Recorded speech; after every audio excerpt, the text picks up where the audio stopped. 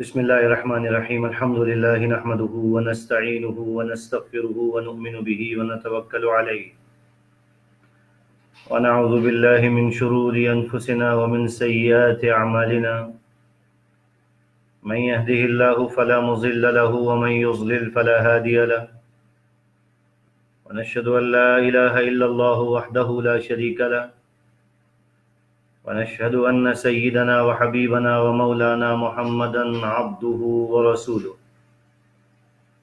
صلى الله تبارك وتعالى عليه وعلى آله وأصحابه وبارك وسلم تسليما مزيدا أما بعد فأعوذ بالله من الشيطان الرجيم بسم الله الرحمن الرحيم شهر رمضان الذي أنزل فيه القرآن هدى للناس وبينات من الهدى والفرقان صدق الله العظيم وبلغنا رسوله النبي الصادق المصدوق الأمين ونحن على ذلك لمن الشاهدين والشاكرين والحمد لله رب العالمين۔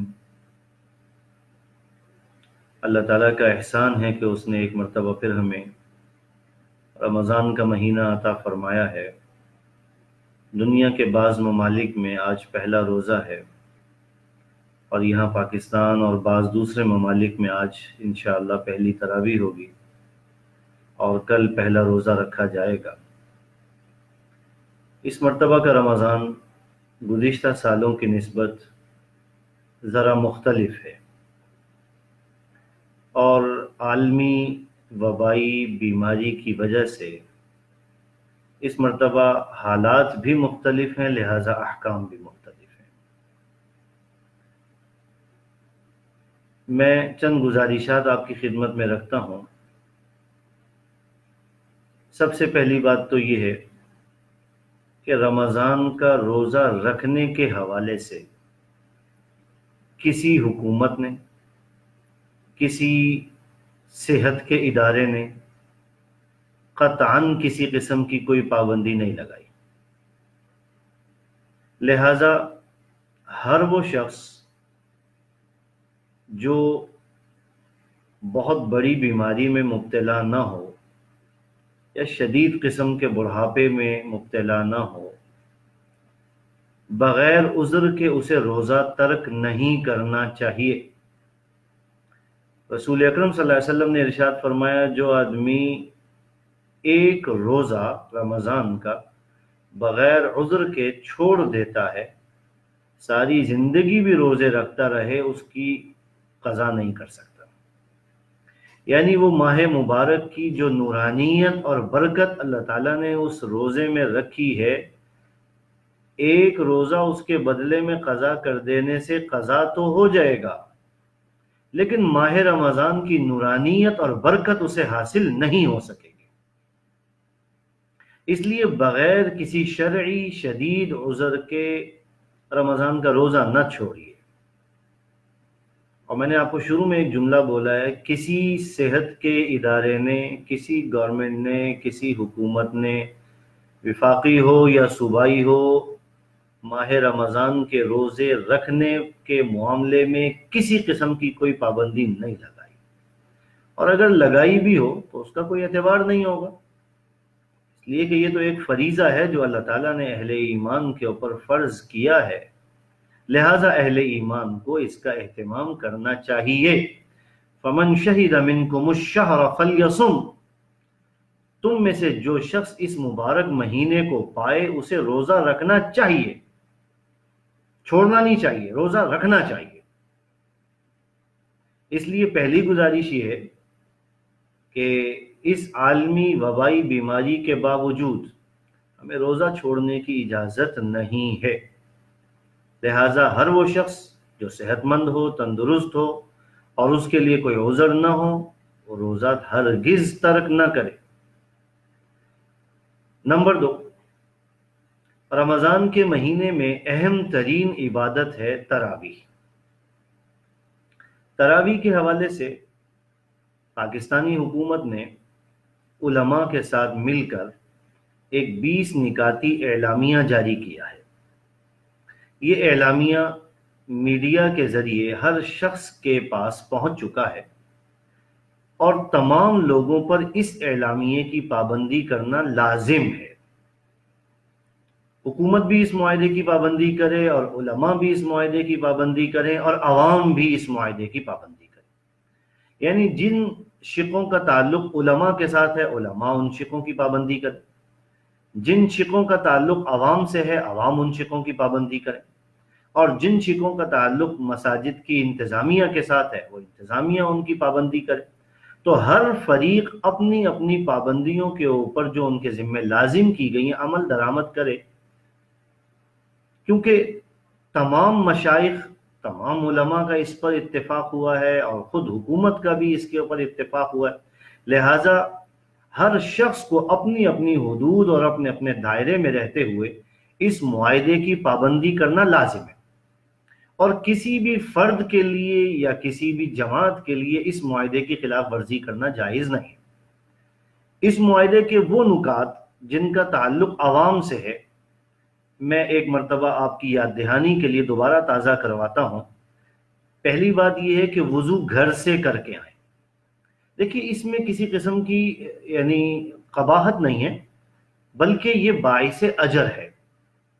اجر کیا ہے کہ رسول اکرم صلی اللہ علیہ وسلم نے ارشاد فرمایا جو آدمی گھر سے وضو کر کے آتا ہے ہر قدم پر اسے نیکی ملتی ہے، ثواب ملتا ہے۔ تو ہم کیوں مفت میں اس ثواب کو کھوئیں؟ ہمیں اس ثواب کو زیادہ حاصل کرنا چاہیے، لہذا گھر سے وضو کر کے آئیں۔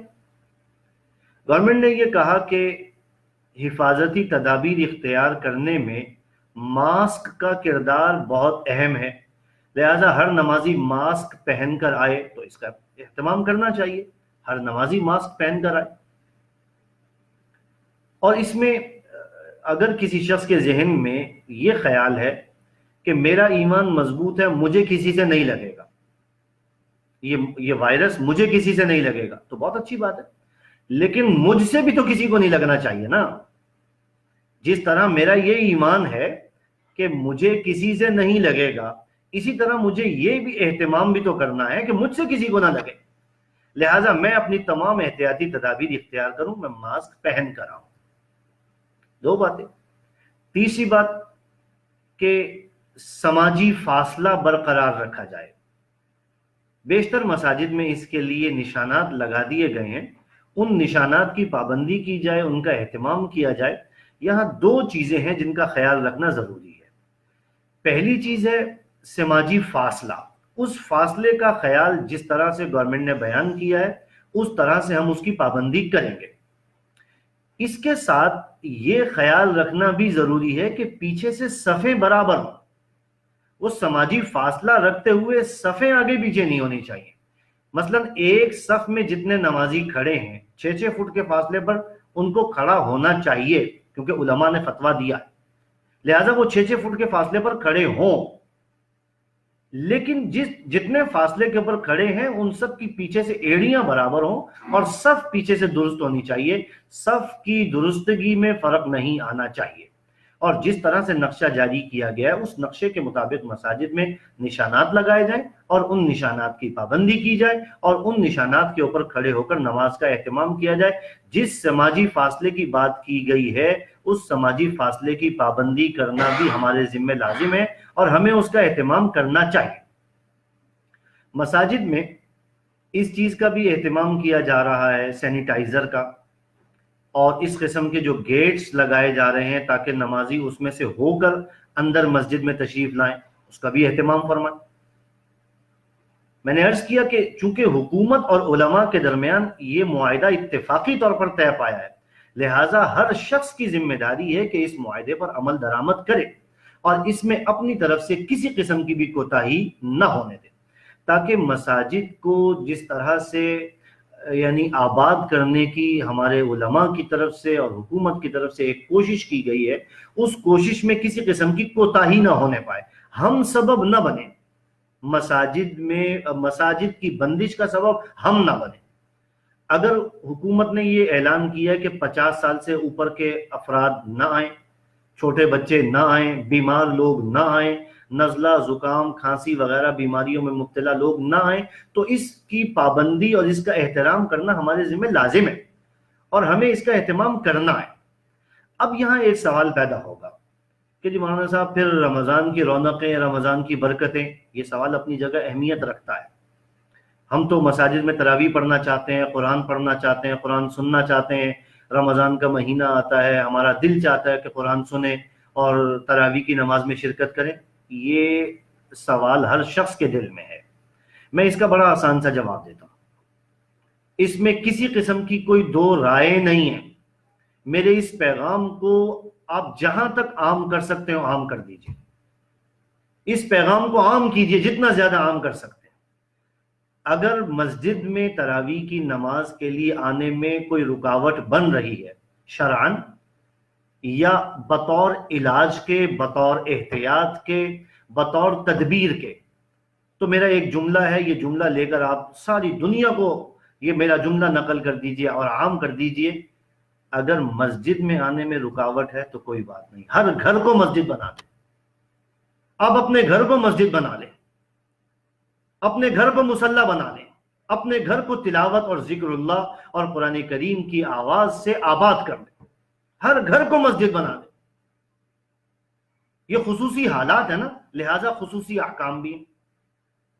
اور یہ جملہ میرا منتقل کر دیجیے آگے جتنا منتقل کر سکے، ہر گھر کو ہم نے مسجد بنانا ہے اور ہر گھر سے تلاوت کی اور ذکر اللہ کی صدا بلند ہونی ہے، چاہے جتنا یاد ہو آپ کو۔ آخری صورتیں یاد ہیں، آخری صورتوں کے ساتھ تراویح پڑھ لیجئے۔ قرآن کریم کا تراویح کے اندر مکمل کرنا یہ فرض نہیں ہے، واجب نہیں ہے۔ جتنی صورتیں آپ کو یاد ہیں، جتنا حصہ آپ کو یاد ہے اتنا حصہ پڑھ لیجئے، لیکن ہر گھر کو مسجد بنا دیجئے تاکہ ہمارے گھر کے اندر بھی خیر و برکت ہو، ہمارے گھر کے اندر بھی نورانیت ہو، اور ہمیں بھی تلاوت کا اور ذکر اللہ کا وہ جو قرار اور جو سکون ہے اور جو اطمینان ہے اور جو اس کی راحت ہے وہ نصیب ہو جائے۔ اس لیے گھروں کے اندر اس کا اہتمام کیجیے۔ اور آخری بات، حکومت پاکستان نے اس سال زکوٰۃ کا جو نصاب مقرر کیا ہے، یعنی 52.5 تولہ چاندی کی جو قیمت مقرر کی ہے وہ 46,329 روپے ہے۔ لہٰذا اس حساب سے جس آدمی کے پاس اتنی رقم موجود ہو، اس پر سال گزر چکا ہو اور دیگر شرائط بھی پوری ہو رہی ہوں، تو ایسی صورت میں انسان کو اپنے مال کا حساب کر کے اس کی زکوٰۃ ادا کرنی چاہیے 2.5% کے حساب سے۔ یہ رقم کی مقدار میں نے آپ کو بتا دی ہے، 46,329 روپے گورنمنٹ پاکستان نے اس سال زکوٰۃ کا نصاب مقرر کیا ہے۔